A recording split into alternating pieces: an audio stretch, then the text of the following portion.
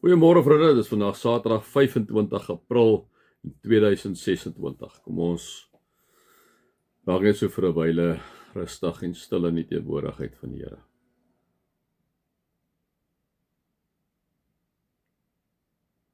Vader God, dankie vir u liefde.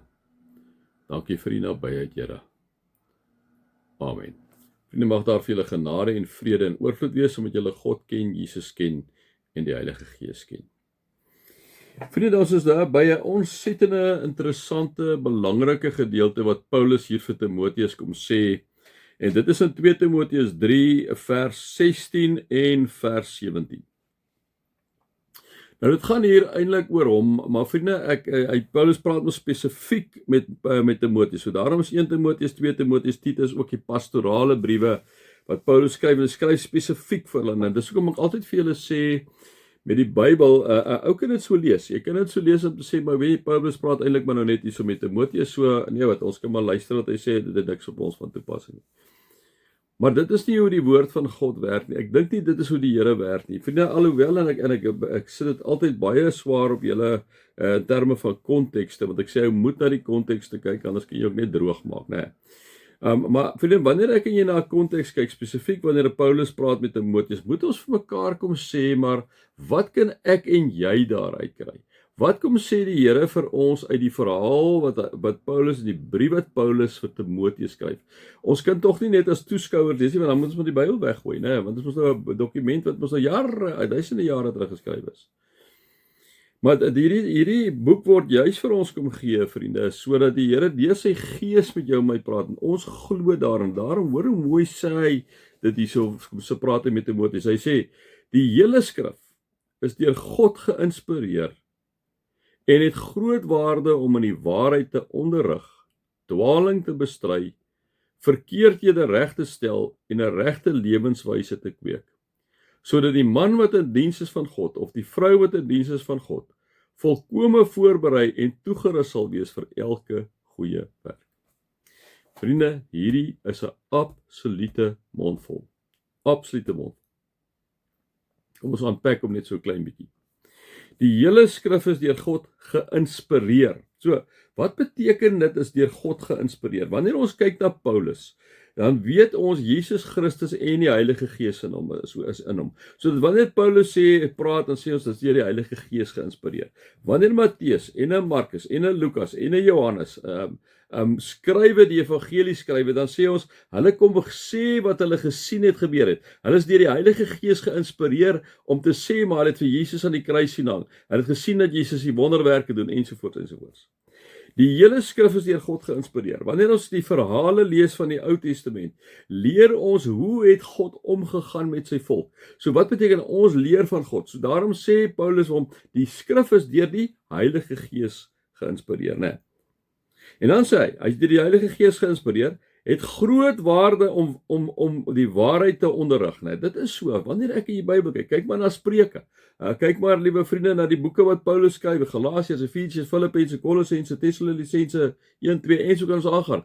Petrus, die boeke van Jakobus, né? Dit is goed, liewe vriende, wat ons regtig kom leer, né? Het ons groot waarde om die waarheid te onderrig, om ons die waarheid te leer. Wanneer Jesus kom sê, draai die ander wang, wanneer Paulus sê, gee julle self as heilige offers vir God, né? Gee julle self as heilige offers vir God. Lewende en heilige offers vir God. Dit is om ons te onderrig, liewe vriende. Wanneer Petrus vir ons kom, of Jakobus vir ons kom sê, maar hoor hierso, wanneer 'n liggaam nie asemhaal nie, is dit dood. Net soos geloof wat nie tot dade toe oorgaan nie, is dood. Liewe vriende, dit is om ons te onderrig, om ons te kom vertel van hierdie groot waarhede wat binne in die skrif is. Dis wat die skrif doen. Dit is wat die Bybel kom doen, liewe vriende. Onthou net daai tyd met Paulus, hy het nog nie die Bybel gehad wat ek en jy gehad het. Hy het maar die eerste 5 of 6 boeke gehad, Pentateeg gehad van die Bybel, né? Genesis, Exodus, Levitikus, Numeri, het hy gehad, né? Dit het hy gehad daai tyd. Maar ons is so bevoorreg om al hierdie boeke te hê wat ons in hierdie Bybel saambind, wat die Here vir ons kom gee het, wat hy vir ons kom sê, hoor hierso, ek kom gee dit vir julle sodat julle kan leer Nee. So ons het baie meer as wat Paulus daai tyd gehad het en wat Timoteus daai tyd gehad. So, die hele skrif is deur God geïnspireer en het 'n groot waarde om in die waarheid te onderrig, om vir ons te sê dit is hoe ons moet optree, nee. Om te sê daar moenie 'n bedrog wees nie, om te sê moenie steel nie, om te sê moenie begeer nie, om te sê moenie geldgierig wees nie, om te sê moenie moord pleeg nie, en so aan. Iets wat ons ou landjie so nodig het, dat mense meer na die woord toe kan kom, want die woord is die een wat ons kom leer wat die waarheid is. Dit is groot waarde om in die waarheid te onderrig, liewe vriende. Om dwaling te bestry, die derde een. Dwaling te bestry. Wanneer ouens begin 'n add-on by Jesus sit, is dit 'n dwaling. Die skrif is baie duidelik daar. Wanneer Paulus met hierdie heidene praat en Petrus met die Jode praat, daai baie duidelik, Jesus is die weg en die waarheid en die lewe. Enigiets wat daarmee in stryd is 'n dwaling. Die skrif kom sê Paulus vir Timoteus, daar in daai heidense konteks waar jy is om dwaling te bestry, is om 'n verkeerdhede reg te stel. Om verkeerdhede reg te stel en 'n regte lewenshouding te kweek, wyse te kweek. Die Bybel help ons verskriklik daarmee. Liewe vriende, wanneer ek en jy na die woord van God kom, is dit 'n toolkit wat God vir ons kom sê, om te sê, jy, dit is hoe ek wil hê jy moet lewe. Dis deur die Heilige Gees geïnspireer. Dit het groot waarde om in die waarheid te onderrig, wat is reg en wat is verkeerd, om die dwaling te beskryf, verkeerdhede reg te stel en in 'n regte lewenswyse te kweek.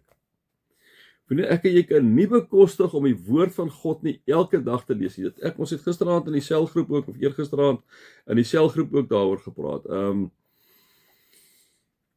Die een ding waarmee ons almal swak is om by die Here uit te kom met die woord. Die Here gaan jou nie straf wanneer jy die Bybel lees nie. Ons is net klein dom as ons dit nie doen nie. Nee.